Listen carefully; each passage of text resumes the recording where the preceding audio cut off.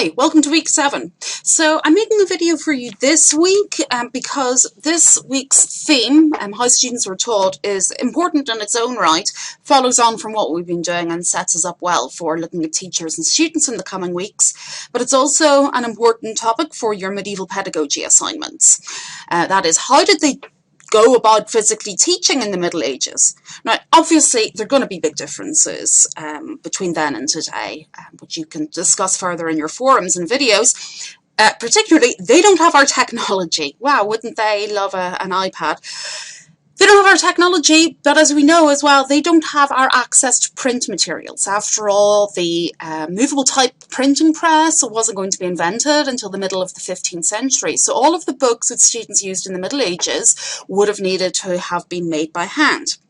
So with this little video, I plan to look at some of the core aspects of how different topics were taught in the Middle Ages. Now this is also making this video because it is Latin-tastic, lots of Latin words for you to get your head around this class.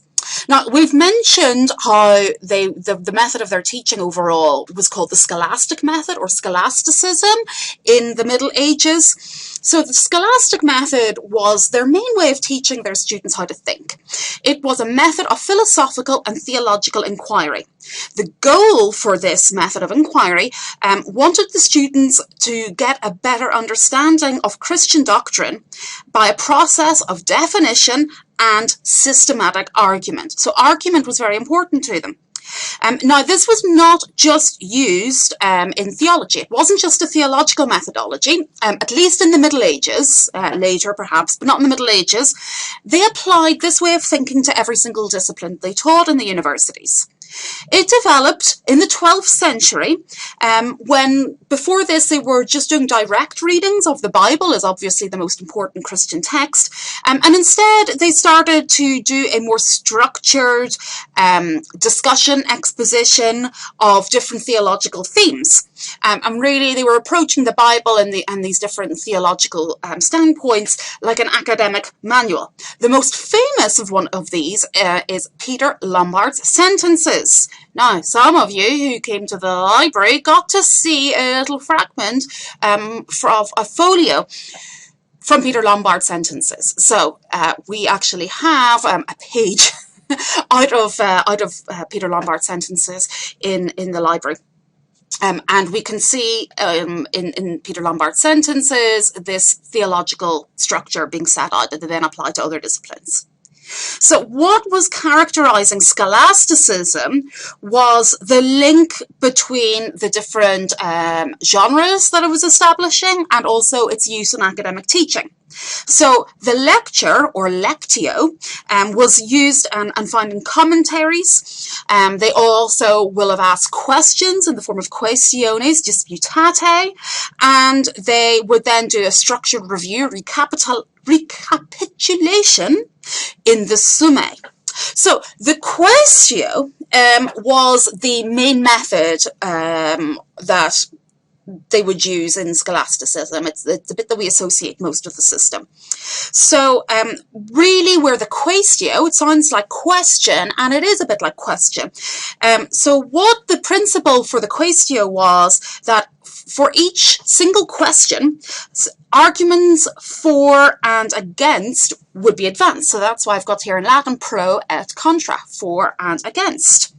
Now you might remember that this way of doing things was articulated by our favourite Thomas Aquinas some weeks ago. So the effect of using the quaestio as a teaching method meant that students were able to specify the problems clearly. They were able to articulate them clearly.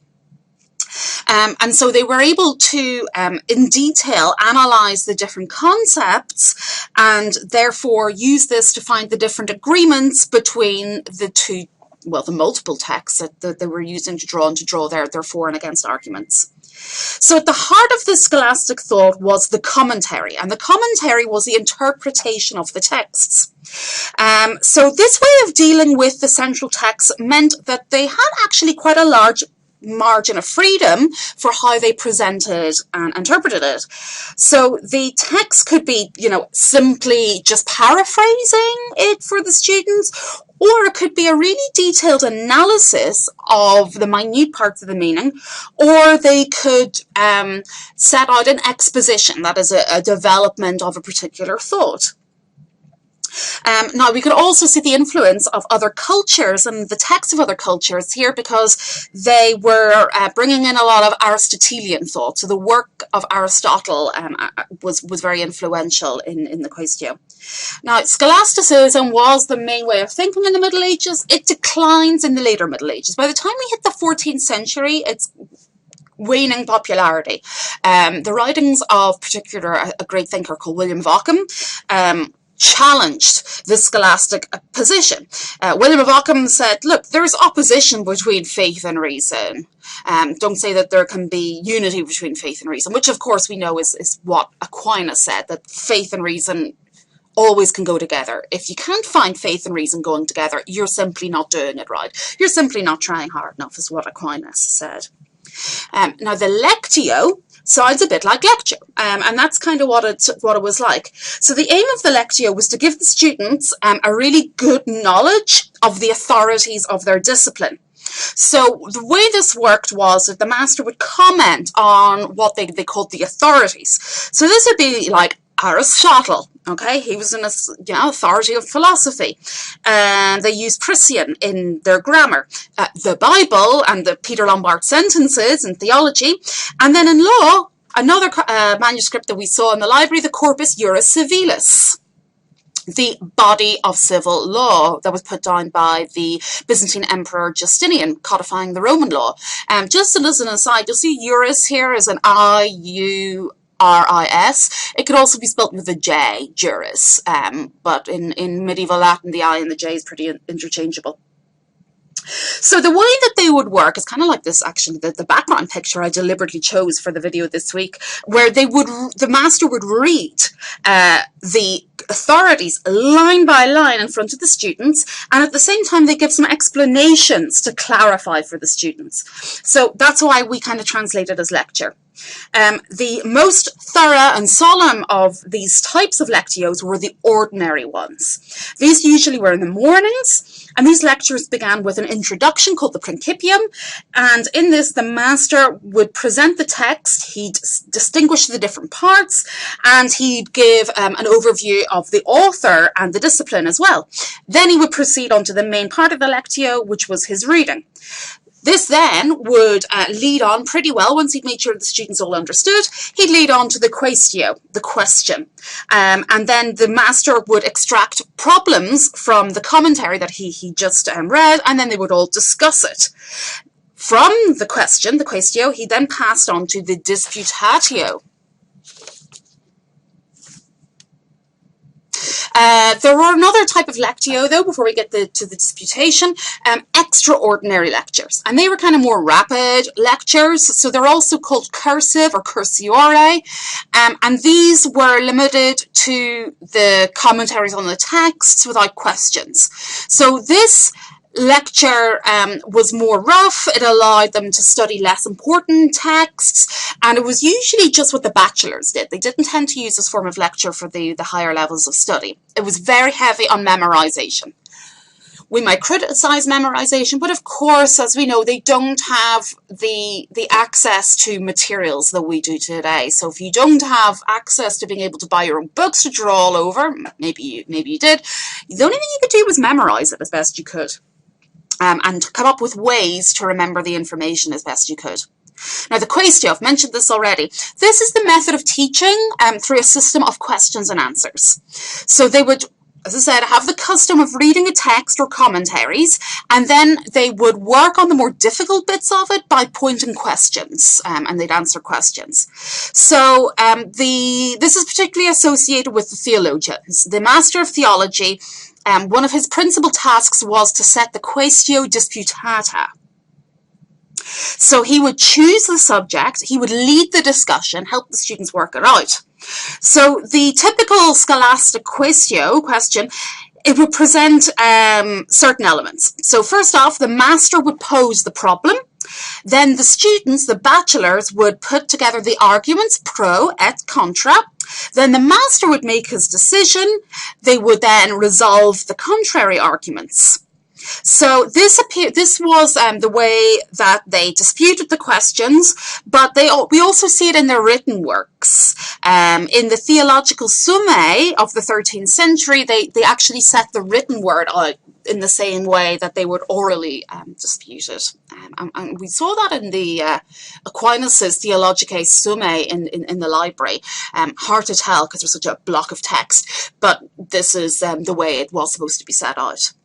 Now, the Disputatio came around the 12th century. It evolved out of the Quaestio. So the disputation, is how we might put it into English, presided over by the master, and they would debate a theoretical or practical problem. Again, they'd look for arguments for and against. They take these arguments for and against from the authorities or even just from reason. They confront each other. Yes, sometimes it could get nasty. And finally, the master determined. Now, that means the master would listen to these arguments and then propose his own personal solution. And he might put that down in writing. There were also private disputations, which would have been within each school, and then there would have been public or ordinary disputations where masters and students from different schools would take part. The theme would have been chosen by the master who organised it, but we also have a form called the Disputations de Quolibet, or sometimes you see it as Quodlibet, where these questions were actually set by the audience and students had to respond to them. Now, they would have their own different roles. So there would be a student, a bachelor, chosen by the master who would act as the respondents, and their job, it sounds like response, and yes it is, they had to defend the argument. There was also another bachelor called the opponens, who, as the name suggests, was there to oppose it. The master himself would preside over the debate, and then, as I said, he would determine. And sometimes that could take them a few days.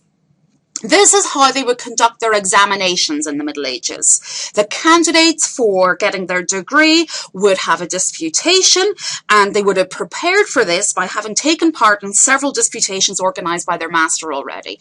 And I think it's your Peterson reading talks about how the students, when they got home in the evenings, would practice and jockey with each other. And yeah, if they decided to do that down in the pub, as we'll see in a couple of weeks' time, students spend a lot of time debating their readings down in the pub.